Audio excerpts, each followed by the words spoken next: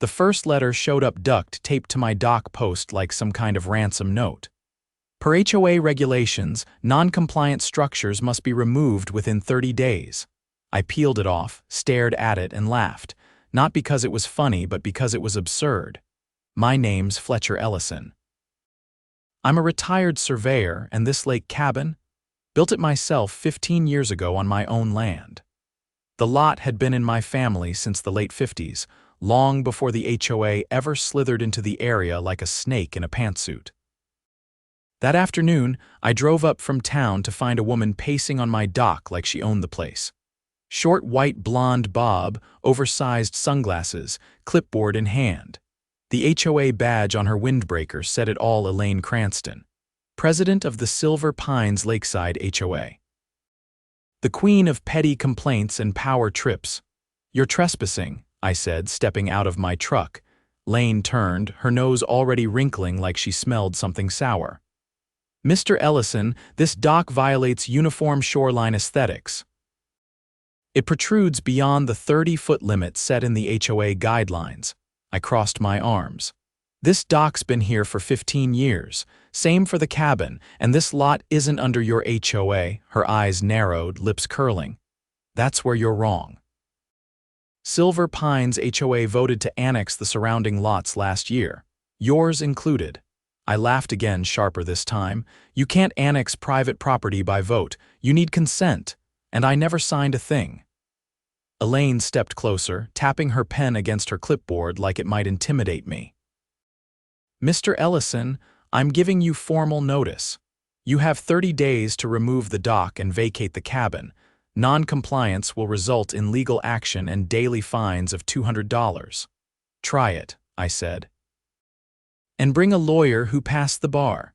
She huffed and stomped off, her heels clacking on the boardwalk like a warning shot.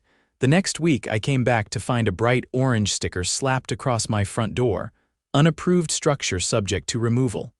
My power had been shut off. Someone had tampered with the breaker box. I had a good guess who. The HOA's website suddenly listed my address under their community map. They'd posted a picture of my cabin with the caption, "Illegal construction, example of non-compliance." The kicker: they started mailing me fake fines tallied up to over $12,000. I didn't take the bait. I got to work. See, what Elaine didn't know and what made this entire stunt laughable is that I wasn't just some stubborn backwoods guy. I was the guy who'd helped redraw the Silver Pines zoning maps back in the early 2000s. I had the plat records, the survey files, and the original deeds. And the kicker: the entire lakefront lot, including the water access the HOA had claimed for their little community beach, was still registered under my name, all of it. 42 acres. From the tree line to the boat ramp. They were about to find out just how badly they messed up. The following Thursday, I walked straight into the county recorder's office with a canvas satchel full of documents. Original survey maps, notarized deeds, signed easements, some dating back to my grandfather. An intern behind the front desk tried to wave me off until the head clerk, a guy named Will I'd worked with years ago, recognized me and motioned me back. "You look like a man with a grudge and a filing system," Will said, eyeing the stack I dropped in front of him. "Not a grudge," I replied. "Just tired of watching clowns try to put up a tent on land they don't own." Within 30 minutes, Will helped me pull up the digital records. Sure enough, the Silver Pines HOA had filed a document claiming expanded jurisdiction over parcels around the lake. But it had been rubber-stamped with a signature that didn't match mine or any other landowners I recognized.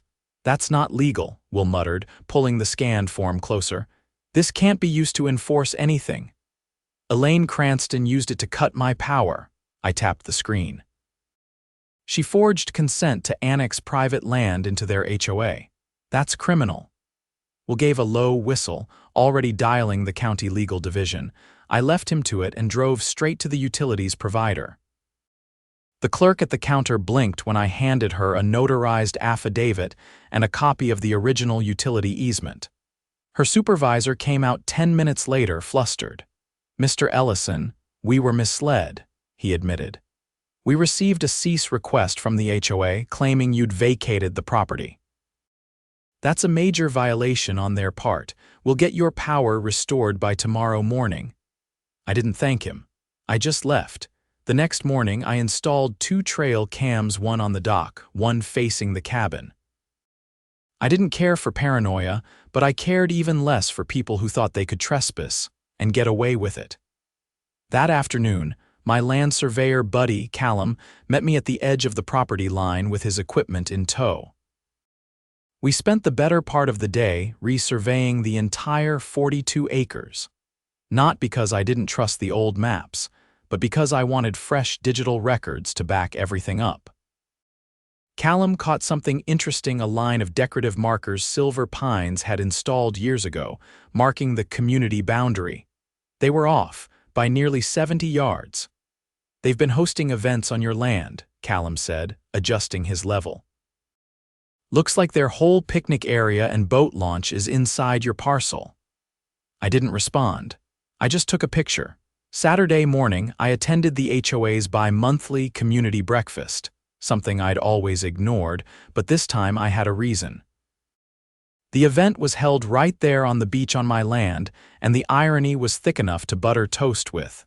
Elaine was holding court near a table of donated pastries, sipping from a thermos like she was mayor of a town no one elected. When she saw me, her face tightened. "You're not authorized to be here," she said. I held up the deed copy, large and laminated. "Actually, you're the one who's not supposed to be here," she blinked. "Excuse me, this land," I said, pointing to the ground beneath her, "is mine, has been since 1958. Your events, your decorative signs, your community kayak rack, all on private property. And I have the updated survey to prove it." People around us paused mid-bite. A few of them looked genuinely confused. One man even glanced down at the sand like it might suddenly sprout fence posts. Elaine opened her mouth, but I cut her off. "You forged annexation documents and submitted them to the county. That's fraud. You shut off my utilities without cause. That's illegal. You posted fines to my address and defamed my property online. That's civil liability." She stepped forward, voice low. "You think you can scare me with your little theatrics?" "I don't need to scare you," I said, "because the sheriff's department should be arriving about now." 2 deputies pulled up in a cruiser, tires crunching the gravel. One of them, Deputy Ramos, knew me from the local VFW. He walked up with a folded sheet of paper in one hand. "Miss Cranston," he said, "we have a report of criminal misrepresentation filed against you along with evidence of document forgery." Elaine tried to bluster. "This is a misunderstanding." "We had a vote. There's no record of legal consent from the landowners," Ramos interrupted. "And forging owner signatures on county documents is a felony." At that point, Elaine's treasurer, a man named Frederick, quietly walked away from the group and got in his car. The deputies didn't arrest her on the spot, but they gave her a citation and confiscated her HOA-issued laptop and tablet for investigation. She looked pale when they left, like she just realized the water she was wading into had to drop off. The next few days were quiet. Too quiet. No more notes. No more fake fines. But I wasn't about to wait for them to regroup. I contacted a local lawyer, Monica Tran, who specialized in land disputes and civic overreach. She reviewed everything from the forged annexation to the shared use of my land without written permission. "This is textbook adverse possession attempt," she said. "But it falls apart because they never met the legal requirement for open and hostile use with your consent or without objection, for that matter." Then she smiled, a real one. "But here's the fun part. You can file for damages." "Damages?" I raised an eyebrow. "Loss of utility service. Defamation. Illegal use of private land for public events. You could sue the HOA for restitution and pain and suffering. And if you want to get poetic, you can charge them rent for every year they used your lakeside for gatherings." Suddenly, I wasn't just defending my land. I was about to make them pay for every inch of it. We filed the civil claim the next morning. By Wednesday, I received a cease and desist letter. Not from Elaine, but from the HOA's newly retained legal counsel. They wanted to resolve the matter amicably, an offer that included a half-hearted apology and a request to negotiate a land lease agreement. I sent it back with one sentence: "You can't lease what you don't own." The local paper caught wind of it next. Someone leaked the court filing. Could have been Frederick. Could have been someone on the HOA board who'd had enough. Either way, a reporter showed up on my property line, asking for a quote. I gave him the full story, documents and all. By the time the article went live that Sunday, the headline read, "Man owns lakefront, HOA falsifies claims now faces lawsuit." The comments section lit up like a bonfire. Turns out I wasn't the only one. 3 other residents contacted me privately, sharing similar stories of harassment, fabricated violations, and unexplained fines. One woman, a retired schoolteacher, claimed the HOA had threatened to tow her car for non-regulation wheel covers. It was never about regulation. It was about control. Elaine's power base cracked the next week. Board members started resigning. The HOA's treasurer filed a separate complaint to distance himself. The community petitioned for a special election to remove her from office. But I wasn't done yet. Monica and I prepared an injunction to prevent further HOA events from taking place on my land. We posted laminated signs at every entry point: "Private property, no trespassing. Violators will be prosecuted." I added a QR code to each sign that linked directly to the county plat map, clearly showing my ownership. The final blow came when the county prosecutor confirmed pending charges against Elaine for document falsification and unlawful interference with utilities. She was ordered to appear in court within 60 days. As for me, I sat on my dock that evening, power humming back inside the cabin, coffee in hand, trail cams still blinking quietly. The lake was calm, and for the first time in weeks, the silence didn't feel like a warning. It felt like peace. 2 days after the article went live, I noticed something strange. The HOA's decorative signs, those glossy wooden plaques with gold lettering that read Silver Pines Lakeside Community, had vanished overnight from the walking trails that cut through my land. No announcements, no cleanup crews, no explanation, just gone. I checked the trail cams. Around 3:30 in the morning, a pair of men in reflective vests, no markings on their jackets, had come through with a crowbar and a battery-powered saw. They yanked the signs out of the ground and loaded them into the back of a black SUV with no plates. I handed the footage over to Monica. "Tampering with property mid-investigation," she muttered, watching the screen. "If they're trying to cover their tracks now, they know how deep they're in." That same afternoon, Monica got a call from a man named Darren Milne, who introduced himself as an investigator with the Office of Civil Oversight. Apparently, our case had triggered a secondary review of Silver Pines filings with the state's Department of Neighborhood Associations. According to Milne, Elaine had submitted a batch of revised bylaws 2 years prior, documents that extended HOA authority beyond the original subdivision boundaries. Those documents were under scrutiny now because the signatures on them didn't match state notary records. And more critically, 2 of the property owners listed as in favor had passed away the year before they supposedly signed. "That's forgery across state lines if she mailed those," Monica said. "They're going to bring in the postal inspector too?" I didn't say much. I was already thinking ahead. By the end of the week, subpoenas went out. Elaine's computer equipment had been pulled for forensic review, and the HOA's bank accounts were frozen pending a financial audit. I got a copy of the audit request in the mail standard procedure, since I was listed as one of the complainants. That's when I learned just how much rot was under the surface. Over the past 5 years, Silver Pines HOA had collected more than $600,000 in dues, fines, and beautification fees. But less than a quarter of that money had been spent on community maintenance. The rest, misdirected to a shell company registered under the name Silver Pines Management Solutions. Elaine Cranston was the sole listed officer. Monica called me that evening with her voice tight. She's been siphoning funds through a fake vendor account. That's embezzlement.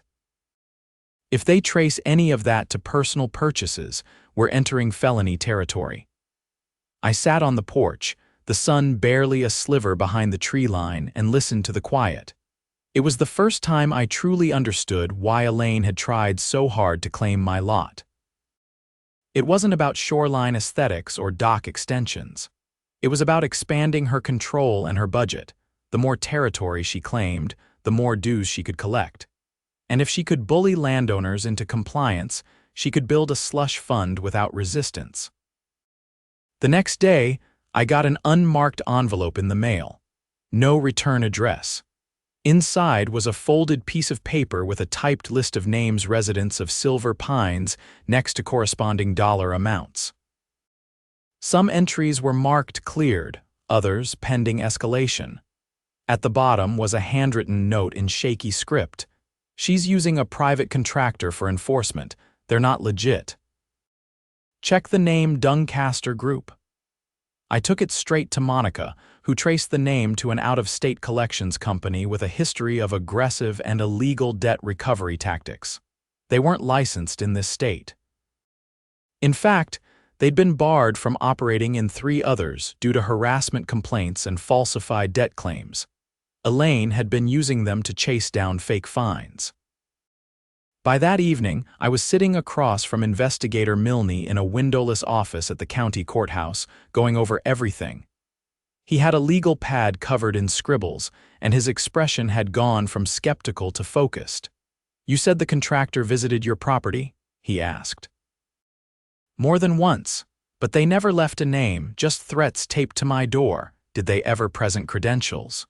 No insignia, no ID. They knew they weren't supposed to be there." Milne nodded and pushed a small recorder across the table. "I need you to make a formal statement. We're opening a criminal inquiry into misuse of funds, wire fraud, and unlawful debt collection. If the contractor crossed state lines to issue threats, it becomes a federal issue." I gave the statement. So did 4 other residents, including the retired schoolteacher who had nearly lost her car over supposed parking non-compliance. Within 72 hours, the Doncaster Group's local office was raided. They found stacks of fake violation notices, most using Silver Pines HOA letterhead. The authorities confirmed the letterhead had been digitally replicated. Elaine had provided them access to HOA files under the table. By the following week, Elaine was arrested on charges of wire fraud, forgery, and conspiracy to commit racketeering. The sheriff's office held a press conference. I didn't attend, but I watched the whole thing from the cabin with a thermos of black coffee and a growing sense of relief. The community was stunned. Not everyone had liked Elaine, but most had assumed she was just overly strict obsessed with lawns and paint colors. No one had imagined she'd built a private racket out of HOA dues. The interim board took over within days, and they issued a formal apology to every landowner affected. They voted to refund any collected fines tied to invalid enforcement, and they agreed to withdraw all claims against non-member properties. The county assigned a monitor to oversee the HOA's restructuring. I thought that would be the end of it. But then I got a visit from a man in a suit who introduced himself as Saul Devine, a quiet, middle-aged guy who said he worked with the State Land Use Commission. He'd seen the article, read the filings, and wanted to talk. "We've been tracking similar patterns in other lakefront HOAs," Saul said. "Small associations that suddenly balloon in power, start annexing lots, collecting money, and contracting private firms. Your case broke the pattern open." He asked if I'd be willing to serve as an expert witness for future hearings. Not just because I had the land records, but because I knew the layout, the process, the pressure tactics. "I'm retired," I said. "Most of our best witnesses are," he replied. "You've got time and a reason." I didn't commit right away, but I agreed to review the materials he left behind. A month later, I testified in a hearing about a similar HOA halfway across the state. They tried to enforce shoreline restrictions on public access land.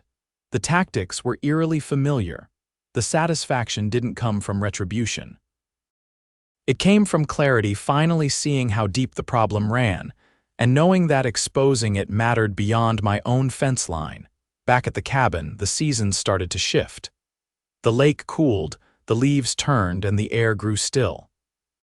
I rebuilt the dock's railing, replaced a few shingles, and installed a new solar array on the roof. The trail cams stayed up, but mostly for wildlife now. The signs at the edge of my land remained. Not out of spite, but because people needed to be reminded what was private and what wasn't. Not everything can be claimed just because someone wants control. Late one afternoon, I spotted a group of kids fishing off the point, their tackle boxes open, lines cast, laughter echoing across the water. One of them saw me and waved. They weren't trespassing. They were neighbors. And this time I waved back. No one tried to fine them. No one claimed they were lowering property values. No one called a meeting. Because for the first time in years, Silver Pines didn't belong to Elaine Cranston or her shell company. It belonged to the people who lived there, and me. I had the whole lake lot to prove it. The frost came early that year, curling over the edge of the lake like breath from a tired animal. I spent the first week of November hauling firewood to the storage shed behind the cabin, stacking it tight and dry under the overhang. With the legal battles cooling, I thought maybe, just maybe, I could settle back into the rhythm I'd built before all this started. But peace, like autumn, never lasted long. One morning, a man in a brown parka and steel-toed boots trudged up the gravel path toward my porch. He didn't knock. Just stood there, hands in his pockets, waiting until I looked up from the hatchet I was sharpening. "You Fletcher Ellison?" he asked. I nodded. He pulled out a folded sheet from his coat and handed it over. It was a formal inspection notice from the county building office. Someone had filed a structural safety complaint against the cabin, citing imminent collapse risk and unlicensed wiring. It wasn't signed, but the source box read, "Community Oversight Committee, Silver Pines Lakeside." I folded it back up and handed it to him. "Waste of your time," I said. The cabin passed state inspection last year. Licensed electrician did the panel upgrade. You'll find the permits online. The inspector shrugged. I figured, but I still gotta walk the perimeter. I let him. He was polite, thorough, and by the time he left, he was shaking his head. "Not a damn thing wrong with this place," he muttered. "I'll be filing a false complaint report. You want me to list the name? You won't find one," I said. "They never sign anything." He paused halfway to his truck. "You should know we've had a spike in these lately. All coming from that same committee. They're not authorized to file under that name anymore, but they keep doing it. Someone's trying to bury folks in paperwork." A week later, I found out what he meant. The woman who lived at the far edge of the lake, Lucinda Price, a retired geologist, called me in a panic.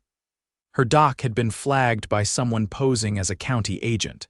She handed over a photo of the man, tall, narrow build, wearing a vest with a fake county seal ironed onto it. He'd used a laminated badge and warned her she could be fined for unauthorized shoreline access. That didn't sit right with me. I made a few calls, one to Saul Devine, one to the state licensing board. Neither agency had agents in the area that week. "Fletcher," Saul said, "that's not just impersonation, that's a felony. If they're targeting elderly residents under false authority, we're talking about coercion, possibly elder fraud." I started documenting. Every complaint, every photo, every odd encounter. A pattern emerged. Residents who had spoken out against the old HOA leadership were being singled out. Their property lines were being challenged, their structures subtly sabotaged. One man's roof had been partially stripped during the night. Another found nails scattered across his driveway. It wasn't just Elaine anymore. Even with her under indictment, someone was still pulling strings. I met with Monica and Saul at a diner off Route 74. Saul brought a folder thick with reports. Monica laid out a map of the area, marking each resident who'd been targeted. "It's a coordinated effort," Monica said. They're trying to create enough disruption to force a property sale. If they can scare people into leaving, they can acquire the land cheap, possibly through a shell buyer. Saul tapped a name circled twice near the lake's southern edge. This one just sold last week. Cash offer, no inspection, buyer listed as Loring Development Group. I knew the name. Loring had been poking around the area for years, trying to buy up parcels near the waterline to build a private resort. They'd been blocked before, mostly due to conservation easements and zoning, but if they could get enough land under their belt, they could petition the county for a variance. I bet the old HOA board was promised a piece, I said. Monica nodded. We need to find out who's still working with them. That night, I checked the trail cams again. I didn't expect to find much. But at 2:13 in the morning, one camera picked up a man crawling under the edge of Lucinda Price's dock with a toolbox. He was placing something under the support beam, something small and wrapped in black tape. I froze the footage. Zoomed in. It was a timed igniter. By sunrise, deputies had cordoned off Lucinda's dock and brought in a bomb squad. They removed 2 devices low yield, but enough to damage the structure. The sheriff held a press conference that afternoon, calling it an act of targeted property sabotage. Lucinda moved in with her daughter in the city. She said she wouldn't return until someone was behind bars. I got a call from Detective Ian Mercer with the state's Major Crimes Division the next day. He asked if I'd be willing to provide testimony again this time, as part of a criminal conspiracy investigation involving land fraud, intimidation, and attempted arson. They're pushing for federal charges, he said. You're in the center of it, Mr. Ellison.